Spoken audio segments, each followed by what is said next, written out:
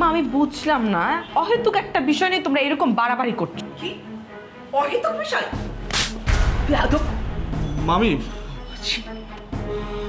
সুথির এখানে কোনো দোষ নাই। আমি ওর লগে কথা কইছি, আর এমন একটা ঘটনা ঘটে যাবো এটা আমি ভাবতেই পারিনি। যদি ভাবতাম তাহলে এরকম কাজ আমি জীবনেও করতাম না। তুই ভাবতে পারিস নাই তোর আমি আগে বাসা থেকে চলে যেতে বলছিলাম? গেলি না কেন? হ্যাঁ, গেলি না কেন? আচ্ছা ঠিক আছে, আমি কালকে সকালেই তোর লগে চলে যাবো ভাই। না না, কালকে সকালে না, তুই আজকে চলে যা তো বাবা এখান থেকে। যা যা যা, তুই এক্ষুন বেরোবি, এক্ষুন বেরো যা, নাহলে কিন্তু তোর সাথে ঝামেলা হয়ে যাবে। যা বেরো। আচ্ছা ঠিক আছে, আমি চাইতেছি। আমার তো কোনো ব্যাগ ট্যাগ নাই, আপনি হাসি। মামা, মামি, জুথের এখানে কোনো দোষ নেই। আপনারা দয়া করে জুথের কোনো কিছু করেন না।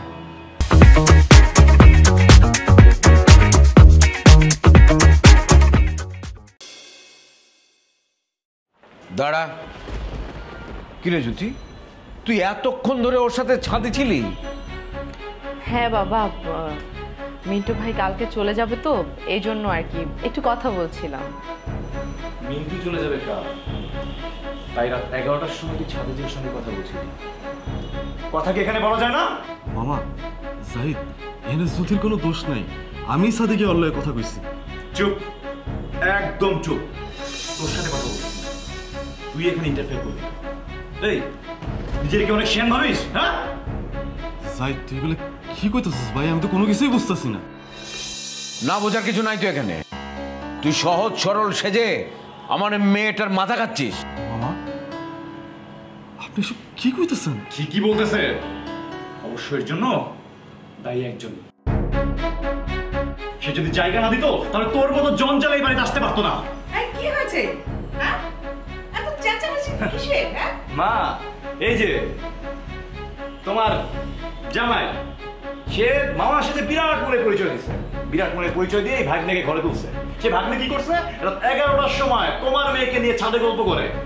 দুই ছাদের দূরত্ব কিন্তু বেশি না, মা, প্রতিবেশীরা আছে। একবার দেখলে কি অবস্থা হবে চিন্তা করছো? ছি, কি লজ্জা, লজ্জা। জ্যোতি, তুই এমন একটা কাজ করলি কোন সাহসে? মা আমি বুঝলাম না, অহেতুক একটা বিষয় নিয়ে তোমরা এরকম বাড়াবাড়ি করছো। কি অহেতুক বিষয়?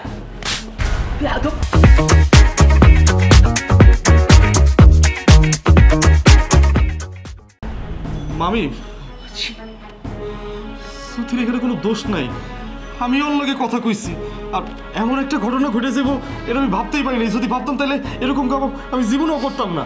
তুই ভাবতে পারিস নাই তোর আমি আগে বাসা থেকে চলে যেতে বলছিলাম? গেলি না কেন? হ্যাঁ, গেলি না কেন? আচ্ছা ঠিক আছে, আমি কালকে সকালেই তোর লগে চলে যাবো ভাই। না না, কালকে সকালে না, তুই আজকে চলে যা তো বাবা এখান থেকে। যা যা যা, তুই এক্ষুন বেরোবি, এক্ষুন বেরো যা, নাহলে কিন্তু তোর সাথে ঝামেলা হয়ে যাবে। যা বেরো। আচ্ছা ঠিক আছে, আমি চাইতেছি।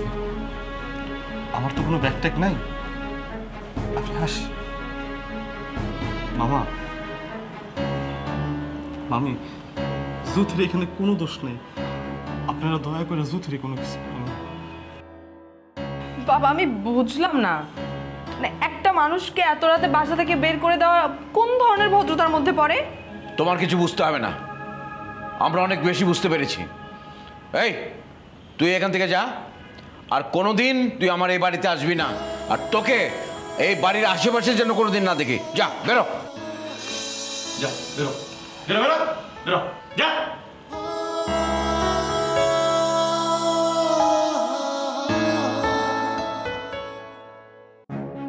এই তোমার মেয়েটাকে পড়াশোনা শিখিয়ে তো কোনো লাভ হয়নি। ওর মধ্যে আত্মমর্যাদা বোধ বলে কোনো জিনিস তো তৈরি হয়নি।